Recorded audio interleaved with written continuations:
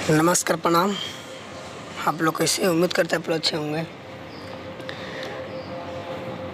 तो आप लोग के बीच में कल बताया था कि एक देवी सॉन्ग आने वाला है, तो आप लोग के बीच वो सॉन्ग आ गया है। और अगर जो भी हमारे भाई नहीं सुने तो प्लीज़ जाइए सुनिए।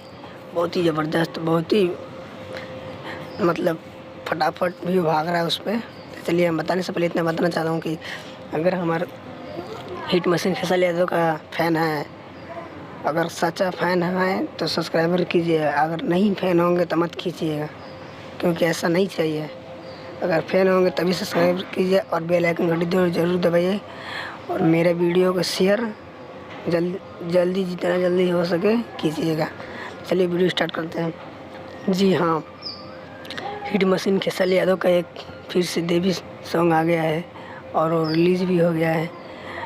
उनका आवाज़ हिट मशीन खेसारी यादव और साथ में अंतरा सिंह प्रियंका जी की आवाज़ है।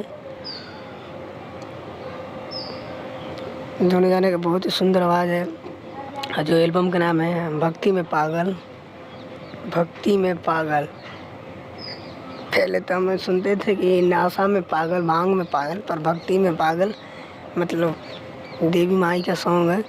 और भक्ति में पागल मतलब जब देवी सॉन्ग जब सुनते हैं आदमी तो थोड़ा महसूस करने लगते हैं, जहाँ बाहर से कहीं रहते हैं तो उसी टाइप का है।